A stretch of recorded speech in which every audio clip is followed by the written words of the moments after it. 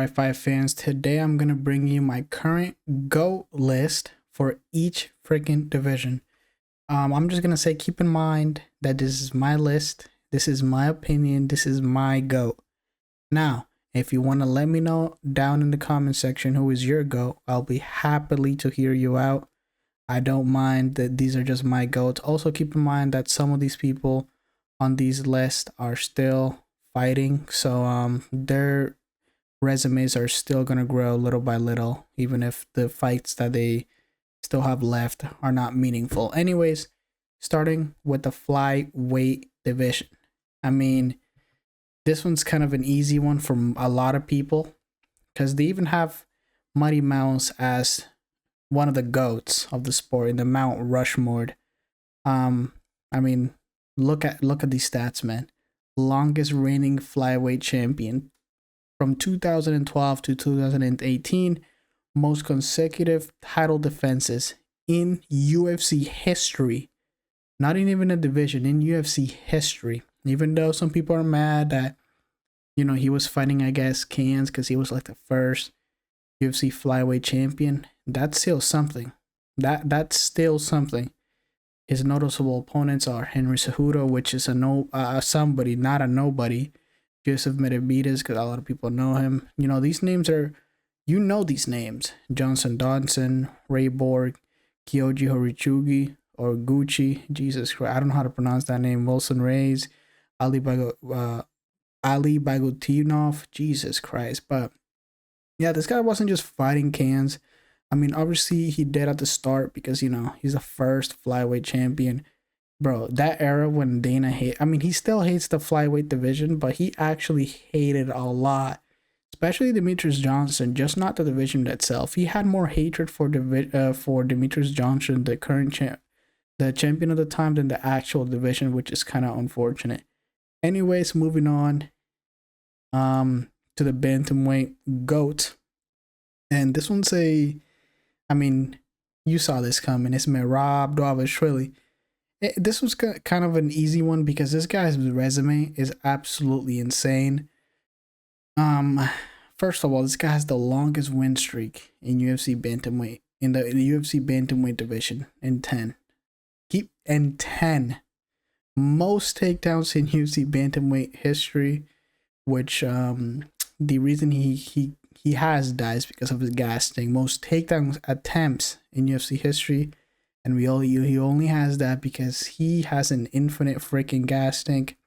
Noticeable opponents: Peter Yan, Jose Aldo, Marlon Moraes, Johnson Dodson, Curry Stanman, Casey Kenny, and Umar Nurmagomedov, which was the guy that everyone, and when I say everyone, I'm talking about look, I don't care what the odds were when they were about to fight. I don't care if they were close or not close.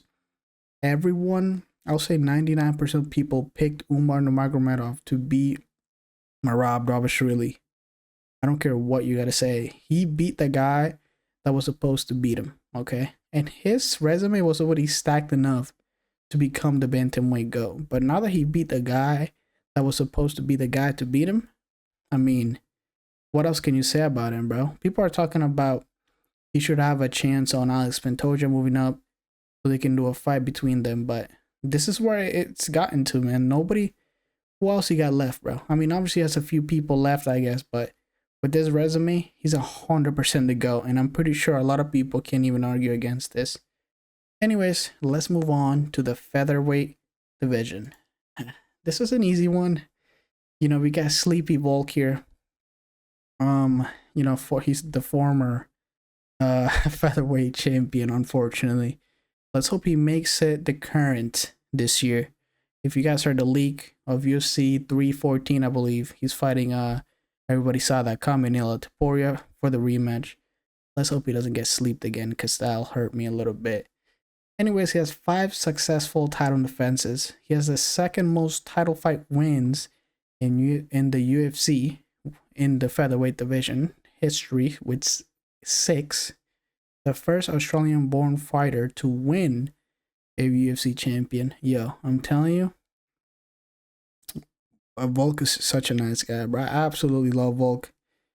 I don't think The only bad thing I had to say about Volk is just that short notice fight, bro. That's the only bad thing that really got me mad about what he did. Decisions, that was the only bad decision that I've ever seen Volk take, man.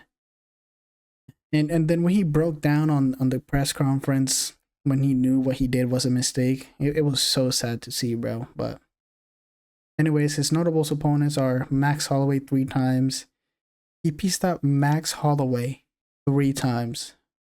I know he had a close fight, but Max Holloway is no slouch, bro. And he beat him 3 times. Brian Ortega, which Volkanovski almost died there. If you know, you know. Jose Aldo, Chad Mendes. I put Brian Ortega twice. I put Jose Aldo twice and Chad Mendes. I think I made a few mistakes here, but we'll have to do with it. It's all good. No matter what names I was supposed to put there that I forgot, it don't matter. With those names, it's more than enough. Volkanovski, featherweight GOAT. Let's move on to Islam Makhachev. He's a current lightweight champion, and obviously we know that he's in talks on going for double champ status, moving up to welterweight or lightweight, or not lightweight. What the hell am I saying? Middleweight, to fight Dricus, or the winner of Dricus and actually what I was gonna say Dricus and Chimaev, but Dricus haven't even gotten past Sean Strickland. I just have it in my mind already that Strickland or Dricus is gonna beat Strickland, but we'll see. But yeah, he's in talks and moving up because there's nobody else in lightweight. So you know that means something where there's nobody else left in lightweight but one, which is Arman Tsarukyan, which he already beat, but before they were, I guess, contenders. Anyways, he has 5 title defenses. He has the longest active win streak, 15. Most takedowns in lightweight division history.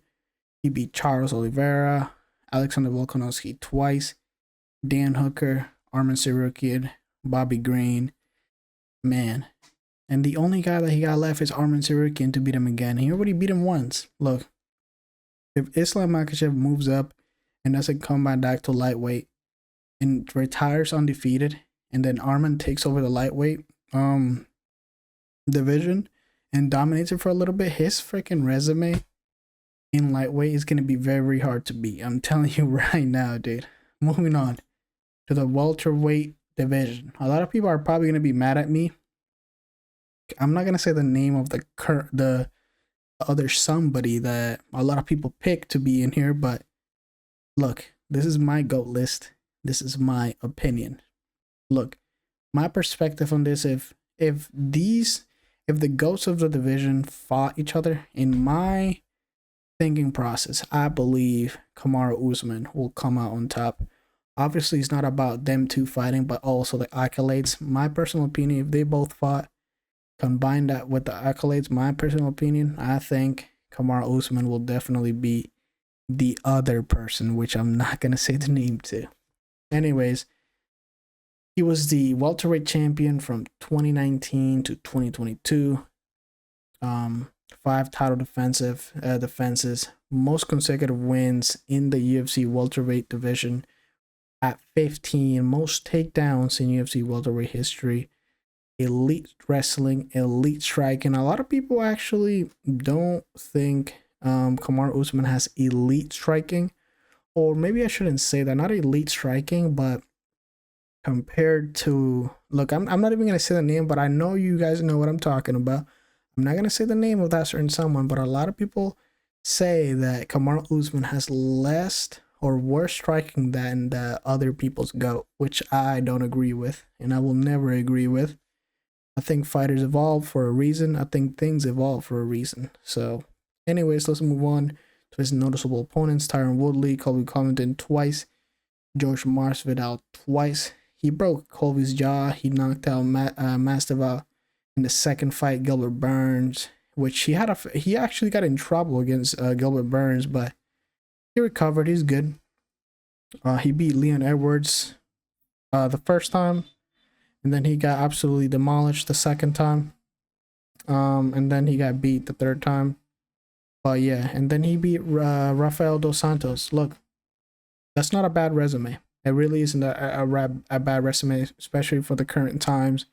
I'm not talking about like the history books here. You know, this is very, very recent, and this is, you know, the GOAT of the welterweight division. Prove me wrong, I dare you. Moving on to the middleweight GOAT. I mean, this is an easy one. Anderson, this fighter, Silva. He was a middleweight champion from, I'm gonna say this twice, from 2006 to 2013. One more time, 2006 to 2013. Okay. Also, before I move on and say anything else, if there's any mistakes here, is because I wrote this. I wrote this by hand, I guess, on the keyboard, but you know, by hand. So if there's any mistakes, you know, that's why, because I was writing it. I didn't just copy and paste and shit. Anyways, most consecutive title defenses in UFC history in 10. Longest title reign in UFC history, 2,457 days. I don't know how many years or months is that, but I'm not going to try to count. I probably should have put the years and the months and the days on the side too, but I thought 2,457 days looked bigger and better, I guess. Most knockdowns in UFC history at 18, bro. And this is UFC history, not even the middleweight. In UFC history, longest win streak in the UFC at 16, which, you know, Kamaru Usman was about to break it or tie it, I believe, before he got absolutely not dismantled, but you know, discombobulated, I guess, by that head kick. His noticeable opponents: Rich Franklin twice, Dean Henderson, Forrest Griffin, Chael Sonnen twice, Victor Belfort, Stephen Bonner, and Nick Diaz. I absolutely love that Chael fight, man. The first one, it was such a good fight. I couldn't believe he did that at the end. I wasn't obviously watching it live, but I rewatched these fights. I love to rewatch all these fights, but that Chael Sonnen fight, it was actually pretty good. You should go and watch it if you haven't. Probably you did if you're a UFC fan, obviously. Very iconic, I guess. But yeah, let's move on to the lightweight GOAT, which look, love him or hate him, you can't deny him, bro. You really can't deny him. And before I say any, actually, I'm gonna make another video about that. I'm not even gonna mention what it is. I was gonna say something, but that's another video for another time. Light heavyweight GOAT, everybody knows, is John Bone Jones, UFC lightweight champion twice. If you know, you know. Most title defenses in lightweight heavyweight history and light heavyweight history at 8. Most consecutive title defenses in UFC history at 8. In the current UFC fake heavyweight champion, yes, fake. If you know, you know. Noticeable opponents: Daniel Cormier. You know what's so weird? I'm not gonna mention the websites, but I searched a few websites, like the most notable wins of John Jones, and for some reason they have Daniel Cormier twice. Like, you know, he didn't pop for the fight that they had, which is actually a little funny. But moving on, he beat Alexander Gustafsson twice. Did he pop the first time? I don't even, or the second. I don't remember if he did, or maybe I'm misremembering. But I'm pretty sure Alexander Gustafsson was talking about he tested positive for another fight. I don't really exactly remember, but I know Alexander Gustafsson was talking about that he was like high or some shit during their fight or another fight. But anyways, Chael Sonnen, Mauricio Rua, which is Shogun, Victor Belfort, Glover Teixeira, Rampage Jackson, the Ultimate Cheetah. You know everything. I would say like Cyril Gahn, but you know, that guy's absolutely ass, if I'm being completely honest. I'm not gonna names. Look, I might forget a few names, but some names I just leave out because I just think they're absolutely ass. Those names, like, bro, John Jones could have fought them light heavyweight weights, and he will still beat him. I promise you. I don't care what nobody has to say. You can beat any light heavyweight can beat Cyril Gahn. Just take him down, and you're good. You're good. Let's move on to the heavyweight GOAT and old man Stipe. God damn, bro. The two-time heavyweight champ, 4 title defenses, most consecutive defenses in heavyweight history, and 3 most knockouts in heavyweight title defenses. And 4 his notable wins are Daniel Cormier, Francis Ngannou, Junior Dos Santos twice, Alistair Overeem, Andrei Arlovski, Fabricio Werdum, and Mark Hunt. So this guy has a pretty good heavyweight GOAT resume, or his heavyweight resume, which makes him the GOAT for me, my opinion. Now, just let me know what you think of this list. Let me know what I could improve on. What could I could have added. To me, this list seems perfect to me. I don't think I would change any of these. But I would love a suggestion of what I should have added, like more accomplishments and all that kind of stuff. But yeah, this is my list for each division. You know, I just thought about something. I never put the women's division for some reason, so that's a little weird. I'm gonna try to do that in my other videos, so I guess it can be longer. But I'm gonna try to do that. I'm not only gonna do the men's division. I'm gonna do the women's divisions too in future videos. But yeah, that's gonna be my list. Let me know what you guys think of my list. I made this reasonably quick. It took me like a few hours to write all this and all that stuff. But yeah, let me know what you guys think down in the comments section. Make sure you guys leave a like, hit that sub so you don't miss any more MMA content. With that being said, I'll see everyone very soon. Goodbye.